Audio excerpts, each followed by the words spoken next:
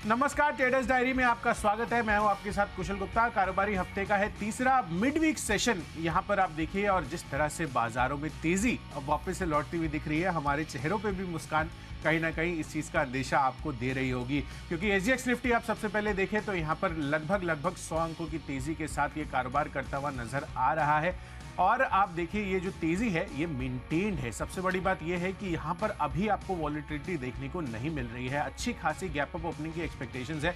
जिस तरह से कल यूएस में आंकड़े आते हुए दिखे, सीपीआई इन्फ्लेशन आंकड़े, और उसके बाद बाजारों ने उसको थम्स अप दिया। डाउ जोन्स आप देखें यहाँ पर भी ऑलमोस्ट 350 अंकों की तेजी के साथ कारोबार होता हुआ दिखा। वहां पर क्लोजिंग रही, निचले स्तरों से अच्छी गेंस आती हुई दिखी। पूरे दिन हरे निशान में कारोबार हुआ। नैस्डैक में भी आप देखिए 2% से ज्यादा की गेंस कल क्लॉक इन होते हुए दिखे। तो भारी पिटाई के बाद अब विदेशी बाजारों से थोड़े से अच्छे संकेत आते हुए दिख रहे हैं। आप कह सकते हैं कि बाजार इतनी बड़ी गिरावट के बाद कहीं ना कहीं संभलने का एक इशारा कर रहे हैं, क्योंकि जो सीपीआई आंकड़े आ रहे हैं अब ये देखा जा रहा है कि 22 मार्च की जो पॉलिसी है वहां पर ब्याज दरों में करीबन 25 बेसिस पॉइंट्स की ही बढ़त की एक्सपेक्टेशंस है, क्योंकि जिस तरह से इन्फ्लेशन आंकड़े आ रहे हैं जितना अनुमान था उसके मुताबिक ही 6% पर आंकड़े आते हुए दिखे। 6.4% से 6% अब इन्फ्लेशन आंकड़ा आ गया है। तो कहीं ना कहीं ये जो संकेत है, ओवरऑल सेटअप है, पॉजिटिविटी की तरफ देख रहा है। एसवीबी और जितने भी अन्य बैंकों के लेकर चिंता थी उसको सरकार, यूएस सरकार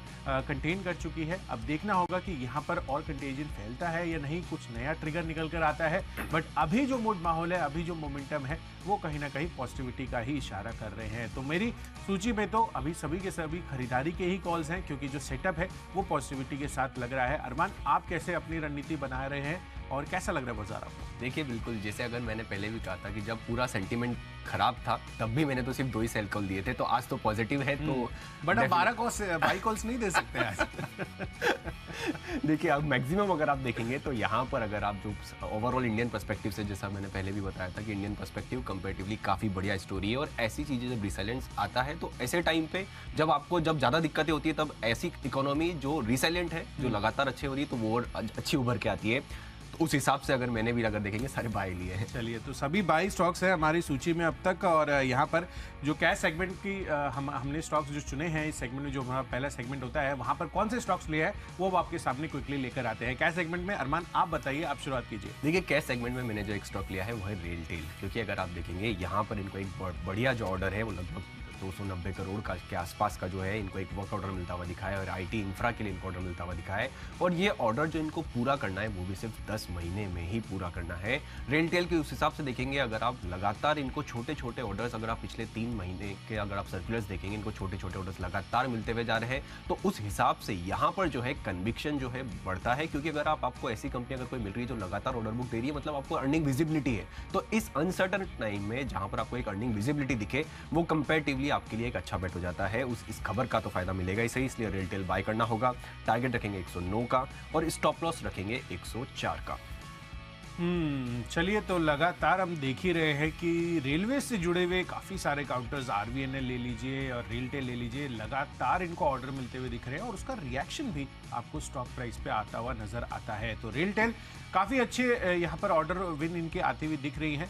आप इसको फोकस लिस्ट में शामिल कर सकते हैं। बाजार का मूड माहौल भी अच्छा है। चलिए, कैश सेगमेंट में मेरी तरफ से है पीएनसी इंफ्रा का काउंटर। यहाँ पर खरीदारी करने की राय है। दरअसल इनको 6 लेन रोड प्रोजेक्ट्स के लिए L1 बिडर यानी कि सबसे लोएस्ट बिडर घोषित किया गया है, और ये जो कुल प्रोजेक्ट कॉस्ट है एनएचएआई का लगभग 1260 करोड़ रुपए का है। तो पीएनसी इंफ्रा के लिए अच्छी खबर की डेवलपमेंट है। कल के सत्र में भी ऑलमोस्ट फ्लैट सी क्लोजिंग रही थी, तो एक प्री न्यूज रिएक्शन आपको कल के सत्र में इसमें नहीं आता हुआ दिखा है, तो आप इसको सेफली बाई कर चल सकते हैं। मुझे लग रहा है कि इस खबर पे आज ये पॉजिटिवली रिएक्ट कर सकता है, तो इसको खरीदारी कीजिए। 294 रुपए के टारगेट के लिए 280 रुपए आपको यहाँ पर स्टॉप लॉस लगाना है। बढ़ते हैं अपनी अगली कैटेगरी जो है डेरिवेटिव फेस की, और यहाँ पर सबसे पहले हम फ्यूचर्स की बात करते हैं। फ्यूचर्स में कौन सा स्टॉक लिया है मैंने, ये भी आपको बता देता हूँ, और वो है काफी दिनों के बाद अब ये मेरे रेडार पर आ रहा है, पेज इंडस्ट्रीज का काउंटर। लगातार बहुत बुरी पिटाई इसकी होती हुई दिखी है, पर अब कहीं ना कहीं एक ब्रोकरेज हाउस इस पर बुलिश हो रहे हैं और इनिशिएट ओवरवेट की रेटिंग के साथ इन्होंने कवरेज की शुरुआत की है। फिर से मॉर्गन स्टैनले यहां पर ये टारगेट दे रहे हैं 44,500 रुपए का, तो मौजूदा भाव से एक अच्छा खासा सिग्निफिकेंट अपसाइड आप कह सकते हैं, लगभग 8,000 पॉइंट्स का आपको यहाँ पर देखने को मिल सकता है। तो मुझे लग रहा है कि यहाँ पर जो जिस तरह के यहाँ पर ब्रोकरेज हाउस की रिपोर्ट आती हुई दिख रही है, उससे पेज इंडस्ट्रीज में थोड़ा सा पॉजिटिव रिएक्शन आपको देखने को मिल सकता है। इस वजह से फ्यूचर्स कैटेगरी में इसको मैंने शामिल किया है। थोड़ा हाई प्राइस स्टॉक है, बट अगर आप इसको परसेंटेज वाइज देखेंगे तो गेंस अच्छे मिल सकते हैं 2 से 3% के। तो 37,200 रुपए के टारगेट के लिए पेज इंडस्ट्रीज के फ्यूचर में बाई कर चलिए। 36,000 रुपए आपका यहाँ पर स्टॉप लॉस बनना चाहिए। तो ये मेरी तरफ से फ्यूचर्स कैटेगरी का कॉल है। अरमान, आप क्या ले रहे हैं? देखिए, अगर आप मैं ऐसे सेक्टर में आपके सेक्टर में मैं थोड़ा इंटरफेयर कर रहा हूँ, क्योंकि मारुति सुजुकी जो मैंने स्टॉक लिया है फ्यूचर्स में, क्योंकि अगर आप देखेंगे यहाँ पर खबर आती हुई दिखी है। खबर क्या आई है? खबर ये आई है कि जो उनके प्रमोटर्स हैं, पेरेंट है, जो आप देखेंगे सुजुकी मोटर्स हैं, उन्होंने लगभग 3.5 लाख शेयर्स खरीदे हैं। उनकी हिस्सेदारी जो है वो अब थोड़ी बहुत ही बड़ी है, पर इंपॉर्टेंट ये है कि इस मार्केट में प्रमोटर्स रिसिलिएंट हैं और प्रमोटर इस मार्केट में भी खरीद रहे हैं। अगर आपको ध्यान होगा, पिछली बार उन्होंने जून 2020 में खरीदे थे, उसके बाद ये वापस खरीदारी आती हुई दिखी। और अगर आप कुछ समय पहले ही, अगर आप जैसे कुशल भी अगर आपको अपडेट देंगे, एक इन्वेस्टर मीट भी हुआ था जहां पर वहां पर आपको दिखा था, उन्होंने ये चीज़ क्लियरली बोली थी कि वो इंडियन बिजनेस पर उनका काफ़ी भरोसा है। और ये जब अपडेट लगातार जो आ रहा है, ये और काफ़ी जो है कन्विक्शन बढ़ाता है as an overall Maruti Suzuki के लिए, और मेरे हिसाब से पूरा सेक्टर के लिए कंपैरेटिवली ये अच्छी खासी इंपॉर्टेंट चीज़ है। क्योंकि जब दिग्गज अगर वहाँ पर प्रमोटर्स अगर बाइंग कर रहे हैं, तो उस हिसाब से वो कन्विक्शन बताता है कि उनका सेक्टर पर कितना कन्विक्शन है। इसलिए मारुति सुजुकी के फीचर्स बाय करने होंगे। टारगेट रखेंगे 8770 का और स्टॉप लॉस रखेंगे 8460 का। ऑप्शंस के हिसाब से मैंने जो स्टॉक लिया है वो है SRF, क्योंकि अगर आप देखेंगे कल भी जो कितनी बिकवाली हुई थी, उसमें भी अगर आप SRF देखेंगे तो SRF फिर भी होल्ड ऑन कर रहा था। उसी के साथ साथ कंपनी का जो अगर आप ओवरऑल टेक्निकली भी अगर आप देखेंगे तो चार्ट बढ़िया दिख रहा है, और आपको अगर इनका जो बिजनेस है वो भी अच्छा खासा है। तो इसलिए यहाँ पर आपको कॉल ऑप्शन बाय करना होगा। कॉल ऑप्शन जो 2300 का है, जो आपको लगभग 58 के आसपास का मिलेगा, जिसमें आप टारगेट रखेंगे 75 का और स्टॉप लॉस रखेंगे 52 का। क्योंकि जो रिसाइलेंट है, जब गिरते मार्केट में भी जब जो अच्छा खासा होल्ड ऑन कर रहा हो और बढ़िया तेजी दिखा रहा हो, तो यहाँ पे आपको ऑप्शंस में SRF में बाय करना होगा। कुशल, आप क्या ले रहे हैं? बिल्कुल, और SRF यहाँ पर जिस तरह की स्टेबिलिटी इस काउंटर ने दिखाई है कल के सत्र में, मुझे लग रहा है कि आज बाजार का जिस तरह का मोमेंटम है, जो मूड माहौल है, उसमें ये फिर से पार्टिसिपेट करता हुआ दिख सकता है। चलिए, मेरी तरफ से बेस्ट ऑप्शन में है ICICI बैंक का काउंटर। इनफैक्ट मैं सोच रहा था कि इसको दूं या ना दूं, थोड़ा सा कंफ्यूज स्टेट ऑफ माइंड था, पर ADR देखकर यहाँ पर मामला क्लियर हो गया। लगभग 2% से ज़्यादा के गेन्स आपको इनके ADR में कल आता हुआ दिख रहा था, और ICICI बैंक का काफ़ी ज़्यादा पिटाई इसकी काउंटर भी हो चुकी है पूरा का पूरा। इनफैक्ट आप बैंकिंग स्पेस को देखने, जो सेंटिमेंट है वो यहाँ पर SVB के बाद नेगेटिव होता हुआ दिखा। लगातार फॉल है। इंडसइंड बैंक जैसे स्टॉक्स पर भी 6 से 7% तक की गिरावट हमें आती हुई दिख रही थी, बट ICICI बैंक मुझे लग रहा है कि यहाँ पर अच्छी तेजी का कैंडिडेट बन सकता है। ADR इसका क्लियर कट रीजन है। तो खरीदारी कर चलिए इसके ऑप्शंस में। 830 रुपए का near at the money call option है, 20 रुपए पर उपलब्ध है। 40 रुपए के टारगेट के लिए 10 रुपए के स्टॉप लॉस के साथ आप इस ऑप्शन में बाय कर चल सकते हैं। बढ़ते हैं अपनी जो अगली कैटेगरी है, टेक्निकल चार्ट्स के आधार पर हमने कौन से स्टॉक चुने हैं, ये अब आपको बताते हैं। अरमान, आप शुरू करेंगे? बिल्कुल। टेक्निकल चार्ट्स के हिसाब से जो मैंने स्टॉक लिया है वो है M&M फाइनेंस। और मैं बता दूं, क्योंकि अगर आप, जो मैंने पहले भी एक रीज़न बताया था कि कल की गिरावट में जहां पर आपको फिर भी तेजी आपको दिखी है, जहां पर आपको मोमेंटम जो है वो नेगेटिव साइड नहीं आता हुआ दिखा है, मतलब वहां पर कन्विक्शन है इन्वेस्टर्स का। इसलिए आपको टेक्निकली भी अगर आप देखेंगे चार्ट के हिसाब से भी यहाँ पे कंपैरेटिवली आपको बढ़िया दिख रहा है चार्ट। मैं कैश की बात कर रहा हूँ, इसमें आपको टारगेट रखना होगा 250 का और स्टॉप लॉस रखेंगे हम 240.5 का। टेक्निकली मैंने तो M&M फाइनेंस लिया है। कुशल, आप क्या ले रहे हैं? बिल्कुल अरमान, और कैश सेगमेंट में आप बाई करवा रहे हैं इसमें, राइट? बिल्कुल।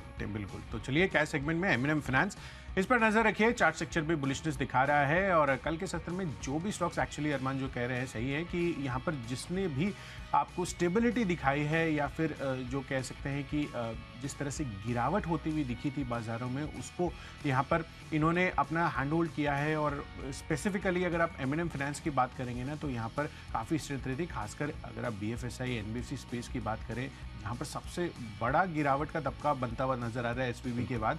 कहीं ना कहीं एम फाइनेंस उस चीज़ को होल्ड आउट करते हुए दिख रहा है, तो एम फाइनेंस यहाँ पर अच्छी तेजी बन सकती है।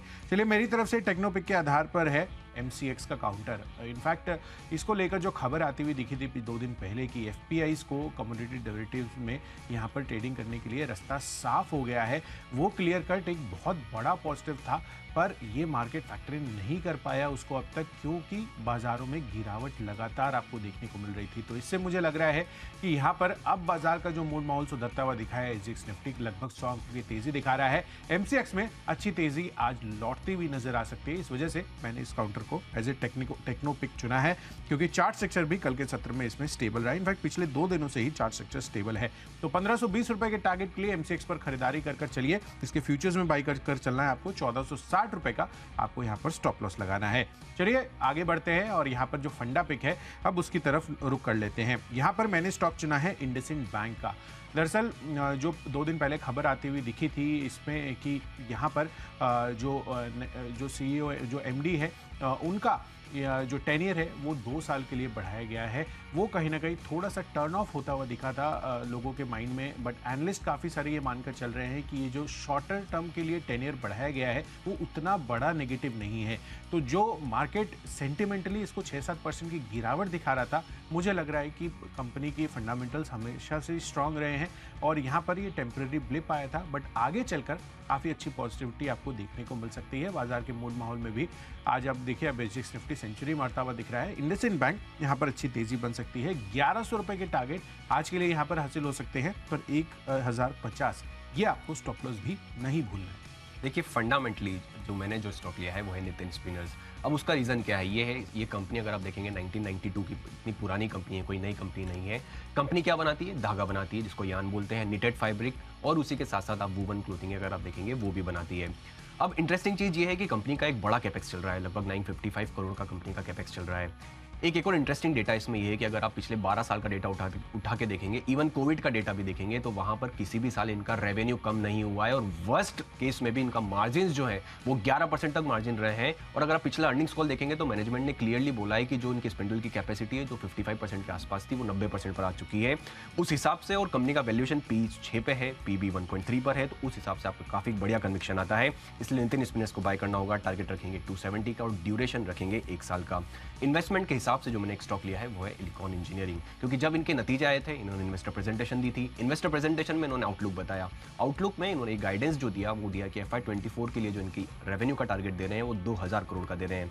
अगर आप अभी 9 मंथ्स को एक्स्ट्रापोलेट कर दें तो वो 1470 करोड़ के आसपास आता है, तो वहाँ पे कंफर्टेबली काफ़ी बढ़िया है। और इसी के साथ साथ ये इंडस्ट्रियल गियर बॉक्स या मटेरियल हैंडलिंग इक्विपमेंट में तो दिग्गज है ही सही, सबसे बड़ी मैन्युफैक्चरर के साथ साथ कई सारे ऐसे स्टॉक हैं, कई सारे जो इनके प्रोडक्ट्स हैं। जैसे एक ही कंपनी है जो मात्र जो कॉम्प्लेक्स गियरबॉक्स डिफेंस इंडस्ट्री के लिए, जिसमें आप देखेंगे इंडियन नेवी के लिए बनाती है, और एशिया की लार्जेस्ट इनके पास मैन्युफैक्चरिंग कैपेसिटी भी है। तो ये जो कंपनी है जो प्रोडक्ट्स हैं इनके पास और जो लगातार गाइडेंस दे रहे हैं, हमेशा फोकस मैं उसी पे कर रहा हूँ कि अनसर्टेनिटी में गाइडेंस जो दे रहे हैं वहाँ पर फोकस करना है। इसे इलिकॉन इंजीनियरिंग को बाय करेंगे, ड्यूरेशन रखेंगे 1 साल का और टारगेट रखेंगे 460 का। चलिए मेरी तरफ से इन्वेस्टमेंट विंग है सुप्राजीत इंजीनियरिंग। काफ़ी दिनों से ये मेरी रिडार पर था और कहीं ना कहीं मुझे लग रहा है कि ऑटो एंसिलरी स्पेस पर यहाँ पर कंपनी काफ़ी अच्छा प्रदर्शन कर सकती है और आगे चलकर इनका इलेक्ट्रिक व्हीकल के लिए को लेकर जो भी ऑटो एंसिलरी किट इनको बनाना है वो इस पर अब फोकस कर रहे हैं। तो यहाँ पर खरीदारी कर चलिए। अगले 1 साल में 430 रुपये के टारगेट आपको सुप्राजीत इंजीनियरिंग में आते हुए नजर आ सकते हैं। कल के सत्र में चार्ट सेक्टर भी पॉजिटिव साइड पर क्लोजिंग हुई थी। साथ ही अब खबरों के दम पर आगे बढ़ते हैं और यहाँ पर मैंने स्टॉक चुना है जम्मू एंड कश्मीर बैंक का। दरअसल LIC के साथ इन्होंने कॉर्पोरेट एजेंसी का करार कर लिया है और आप देखिए LIC काफ़ी बड़ा मार्केट शेयर है इनका और जिस तरह से ये इन्होंने टाई अप किया है मुझे लग रहा है कि इनके लिए काफ़ी पॉजिटिव रह सकता है। तो 47 रुपये का टारगेट JNK बैंक पर बनाना है, 45 रुपये स्टॉप लॉस। देखिए खबरों के हिसाब से जो अपने स्टॉक सुना है वो है NBCC। यहाँ पे आपको लगातार ऑर्डर इनफ्लो आता हुआ जा रहा है और आज भी अगर आप कल भी देखेंगे तो बढ़िया ऑर्डर इनफ्लो की न्यूज़ आती हुई दिखी है। इनको कम से कम 500 करोड़ का जो है एक पौंडीचेरी सरकार से इनको ऑर्डर मिलता हुआ दिखा है, उसका इनको फायदा मिलता हुआ दिखेगा। इसलिए NBCC हम करेंगे बाय। टारगेट रखेंगे 36.7 का और स्टॉप लॉस रखेंगे 35.3 का। तो अब तक यहाँ अगर अब न्यूज़ तक तो हम पहुँच गए, आगे हमारी माई चॉइस आने बाकी है और उसी के बाद हमारा बेस्ट पिक भी आना बाकी है। बढ़ते हैं अपनी आखिरी और फाइनल कैटेगरी माई चॉइस की तरफ। और माई चॉइस कैटेगरी में मैंने कौन से स्टॉक चुने वो मैं आपको बता देता हूँ अरमान। और यहाँ पर मैंने तीनों के तीनों खरीदारी की कॉल्स लिए हैं। और यहाँ पर सबसे पहला कॉल मेरी तरफ से है जेके टायर्स का। आपको खरीदारी करने की राय है और ये इसलिए भी क्योंकि जिस तरह से यहाँ पर कच्चे तेल में गिरावट होती हुई दिखी है उसका बड़ा फायदा जेके टायर और अन्य पूरे के पूरे टायर स्पेस को भी मिलता हुआ नजर आएगा। 4% का बड़ा कट मायने रखता है। अब ये देखना होगा कि डिमांड आउटलुक की वजह से ये चीज़ है या नहीं, बट डेफिनेटली आज के लिए सेंटिमेंटली पॉजिटिव रह सकता है जेके टायर्स के लिए। तो 155 रुपए का टारगेट, 147 रुपए आपको स्टॉप लॉस रखना है।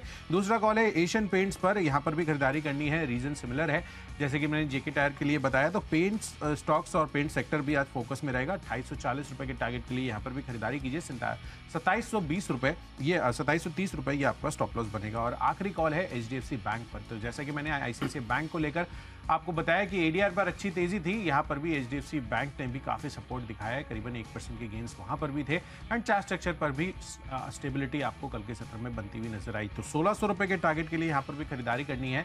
1540 रुपए का स्टॉप लॉस रखना है। देखिए माई चॉइस में सबसे पहला जो स्टॉक लिया है मैंने वो है सिप्ला, क्योंकि यहाँ पे एक खबर आती हुई दिखी है कि इनकी जो सब्सिडरी है वो युगांडा की सब्सिडरी, उन्होंने लगभग 51% स्टेक जो हिस्सेदारी बेची है, लगभग 250 करोड़ के आसपास। तो उस खबर का इसको फायदा होता हुआ दिखेगा, इसलिए यहाँ पे टारगेट रखेंगे 900 का और स्टॉप लॉस रखेंगे 865 का। दूसरा स्टॉक है वो है मैप्मा इंडिया, क्योंकि जो बिजनेस है, जिस बिजनेस आउटलुक पे अगर आप देखेंगे तो वहाँ पर काफ़ी बढ़िया इन्वेस्टमेंट है और वैल्यूएशन जो है वो भी कंपैरेटिवली अच्छे हैं। उस हिसाब से मैप्मा इंडिया जो है वहाँ पर आपको खरीदारी करनी होगी। टारगेट रखेंगे 1400 का, ड्यूरेशन रखेंगे 1 साल का। और तीसरा और आखिरी स्टॉक होगा वो है ओबेरॉय रियल्टी, क्योंकि हमने जैसा भी आपको लिंक में भी बताया था कि स्टैम्प ड्यूटी कलेक्शन रिकॉर्ड आता हुआ दिखा है। तो ओबेरॉय रियल्टी जो प्रीमियम रियल एस्टेट में है ही सही, तो उसको इसका फायदा हो सकता है। इसलिए ड्यूरेशन में यहाँ पर सिर्फ 2.5 महीने का ही दे रहा हूँ, क्योंकि मैं Q4 के नतीजे एक्सपेक्ट कर रहा हूँ अच्छा आएंगे, इसलिए टारगेट रखेंगे 970 का।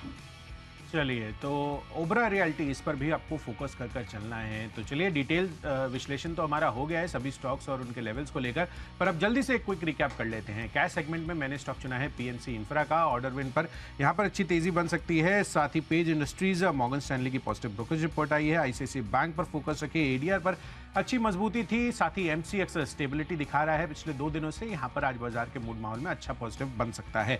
इंडसइंड बैंक, यहाँ पर भी एक अच्छे रिवर्सल्स की उम्मीद है। 1100 रुपए के टारगेट के लिए खरीदारी कीजिए। सुप्राजित इंजीनियरिंग, निवेश के लिहाज से आप रह सकते हैं यहाँ पर 430 रुपए के टारगेट के लिए। साथ ही खबरों के दम पर जेएनके बैंक फोकस में है। और माई चॉइस कैटेगरी में कच्चे तेल में गिरावट का फायदा जेके टायर, एशियन पेंट्स में मिलेगा। एचडीएफसी बैंक का भी एडीआर में अच्छी मजबूती थी, तो यहाँ पर भी खरीदारी कर चलिए। और आज का बेस्ट पिक मेरी तरफ से है आईसीआईसीआई बैंक।